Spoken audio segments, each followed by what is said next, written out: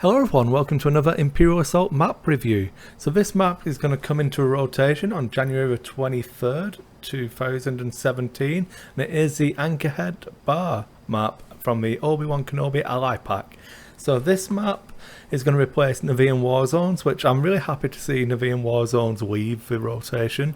I never had that much luck on it. It was just one of those maps that I just didn't enjoy playing that much. I was happy when it came in because of the maps that it replaced, but then just my success at the events didn't really hinge on that one. It was always the other maps where I was getting the results, so I'm happy to see it go.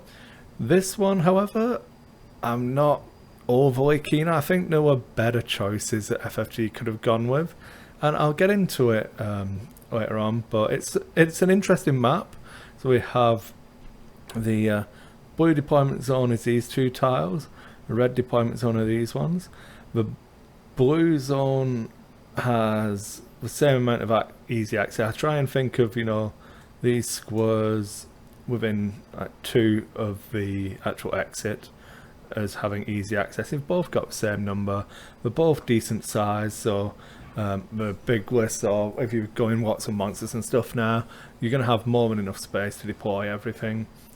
And then the terminals on this map are actually really well balanced, same distance away for both players, and I really like the fact that they're in zones that you're going to be fighting over anyway, but you can't really hide and get this. I mean, this top one up here, if you're playing mission 1, you might be able to leave someone up there for a turn or two, but it's not massively out of the way like some of the maps currently have terminals which are, you just send a hired gun up there to sit on it, and or the trooper from the list that you're trying to keep alive, that type of thing. And that won't happen on this map. Everyone's going to be in close. If you're trying to fight for terminal control, it will actually be something to fight over. Then we have the first mission. So I'll bring it up now. We have Gaining Favour. So during the setup phase, each player claims 4 tokens of the same colour as their deployment zone. A figure can interact with a patron its player controls to place a mission token on that patron. Each player counts as having extra VPs dependent on the number of patrons with his mission tokens. So it's a nice control and interact style grab, pretty similar, or kind of similar I suppose, to an old Cantina map, where with Mos Eisley Cantina, where this is capped at 20 VPs, not infinite like that one was, but 20 VPs is still a big chunk of points. So let's have a look at where the patrons are. I've got them marked as a P's on the map here. So straight away, you look at this one is the easily contested one. It's 1, 2, 3, 4, 5 move and interact from either deployment zone. We'll throw your token on that one, and you'll notice that in the mission it doesn't say that you can remove the enemy tokens. Once they're there, and they're there forever. So this one's a nice easy one that I don't think anyone has to worry about getting. Whoever gets to activate first should be taking this one. This guy over here is a little bit different. He's still the same. I think 1, 2, 3, 4, 5, 6, 7, 8, 9. 2, 3, 4, 5, 6, 7, 8, 9. Yeah, it is the same. These two, however, are a little bit odd for me. If you go 1, 2, 3, 4, 5, 6, 7, that gives you access to either one of them, compared to 1, 2, 3, 4, 5, 6, 7, 8, 9 to get similar access and control. So straight away you'll be noticing that the movement 7 is a key number in Imperial Assault. If it's something 7 spaces away, it's only an activation from a Gideon or an Imperial officer to give you that bonus movement, and then let you move in with your normal move if you've got the speed of 5, which quite a few of the stronger units do. So whilst it's advantageous for me for a red side to be closer, the amount of setup it takes will hopefully hopefully it'll rein it in and not make it too one-sided. That's my main worry, having not play tested it too much, but I just think that that's a pretty obvious thing that it could have looked at. Moving them one square up would have been better for me, but I don't know. I'll have to check now, make sure I've not done this wrong again, because I'm sure I'm right. Yeah, we are in the right place. I was worried I'd just lied to you all, but no. So Gideons and saboteurs, stuff like that, the old style list could easily control this. So you're looking at the blue player having to send someone up around this area just to control them to stop the interact, and it's good. It really forces the fighting, because whoever gets in here first will get a quick lead on the VPs, but then there's nothing stopping your opponent from gaining them later if they can then overwhelm you. So I think the plan would be that you go in, get one person might seed those points early while the blue player gets these ones, and then try and just overwhelm you in the actual fight because you give up position. So that's the hope for how it's going to work. I'll need to play test it a little bit more first. And that is the gaining favour mission. I think that the majority of the fighting is going to take place here, and I still think that the red zone has decent squares it can occupy for this fighting. You can come round these ones. All good positions to be and try and control this access. Blue equally can control this area quite well, but you're really coming into the fact that you're going to have to get in close and dirty. So this is one of those maps that combat units, Wookiees, Vader, that kind of thing, could really have a field day around this area. People aren't going to be able to get away from you. The other ones that you've got to look at is the long range units don't have as much play. If you're using HKs, you want to be hanging around in these areas. You can try and jump in and out, but there's not too many really long lanes of fire, so that's good. It's going to mix it up compared to the other maps, so it's nice to see.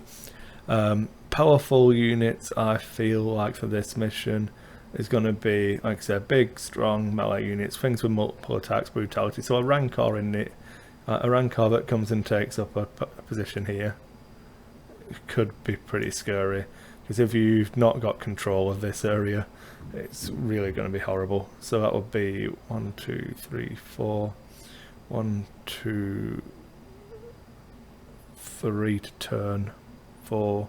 So you have to beast him in your full movement, which it's doable, but so Rancors, Banthas that can get into position a little bit easier. Anything on any massive figure basically that occupies those is going to be a pain for your opponent, because they have to deal with it to be able to start laying them down. Obi-Wan has got some good potential if you can bring him in at the end before your opponent's got to interact. So for example, if you're playing on the red side, you can rush these ones early. Right, get this one, send Obi-Wan up here to protect these, and then and then go over here later on. And then, so that's, what about Imperial figures?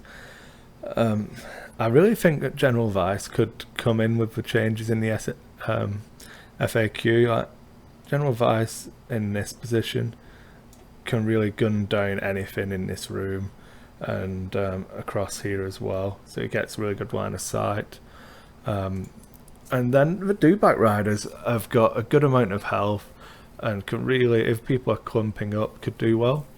So I think none of the factions get too big of a bonus, but let's see. Then we have the line of fire mission, so we'll talk about that one. So a figure can retrieve a crate, but it may only carry one. A small figure carrying a crate cannot attack. Crates have 5 health. When an attack targeting a small figure carrying a crate is declared, that figure may choose for its crate to suffer up to 3 damage. Each damage that crate suffers adds 1 defense to a figure's defense die results. When a figure carrying a crate enters the extraction point, discard the crate token and score 2 VPs for each health point of a crate it has remaining. So we have the species of a crate, and this green zone here is the extraction point. So there's a couple of different ways of playing this. If you have huge figures, you can just go and get them, try and get them there and keep attacking. If you have a damaged small figure, you can try and pick up a crate to protect them.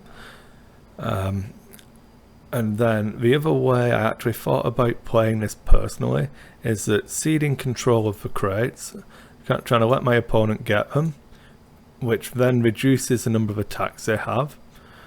And then if I take control of this area, so if you can get, while your opponent's running up here, if you send some tough figures in here, if they can never actually enter it, they can't get rid of them. So then they've got figures who can't attack, who you can just ignore for the earlier parts of the game, cleaning up the rest of the squad. So now that I've said it out loud, you know, we'll probably see people not doing that. But the big things here is obviously if you pick it up with a small figure, you can't attack anymore. So you really need some dedicated people to actually carry these, or different size figures to actually do the work for you. The crates having 5 health, again, I feel like figure dependent, it could be worth sacrificing the health to keep your figures alive. Under the older system, like when we played this map just for fun, you'd use the crates to protect the last figure in a squad. Now that it's per figure, there's not many figures that have a higher value than 2 points per pip of health, so it's a bit weird how you'd want to do it, because the crate is worth more VPs than the figure, but you have to live to get it there. So it's a good interplay. Obviously it's really nice on anything that is going to be crucial to your plans. If you've got a 3PO can do it pretty easily and it isn't affected, and it just has extra health, and like 3PO carrying one of these is just a massive tank now. There's not much you can do to take him out. R2, I'd say the same thing. You can throw R2 in there and people just aren't going to be able to kill him. They're just going to have to ignore him and let him go along his merry way.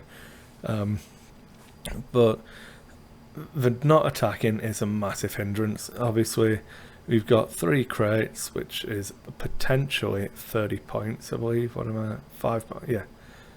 5 health each, 2 points per health, so 30 points from a mission if you let them do it. So if you're going to cede control of this, you really need to make sure you're owning this area. So again, strong figures for this one. Charge a Wampa in here, take up those 4 squares and just sit there and dare them to come, because if they're coming this way, you can really ambush people. You can go with the Bantha as well if you just want to deny points. Wookiees are another good option. It's a really wall of health there. The other thing as well is throw something cheap in there and then have a Vader or something in the room daring them to come at you. It's all about the attrition, how quickly you can take out their models whilst they're doing things. And the other thing is, if you're going to try and fight over crates, make sure you get control of the area before you pick them up. Don't pick one up as your first action, because then your only response is to run away again. And yeah, that's about it for this mission and map. Balance on these guys, I'll need to wait and see. I haven't played it enough, but this is a big concern for me. It's not going to put me off trying a few different lists, but I'll definitely try and see if running in, getting the points early, it can give you enough of a leg up, especially if you're running something like a scum list with first strike, and then Jabba, that kind of play style. Now starting off with these early points can really boost you into a lead before your opponent knows what's hit them.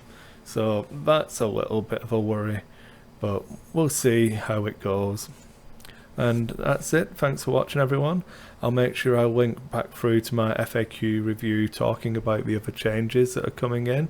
And yeah, thanks for watching. If you liked the video, please subscribe to the channel. If there's any maps you want me to review that from the old rotation, I'll put them in the description, or I'll make a playlist for the map reviews as well. So I've done a few of them now.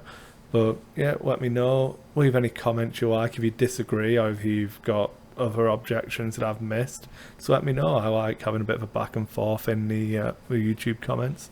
And good night.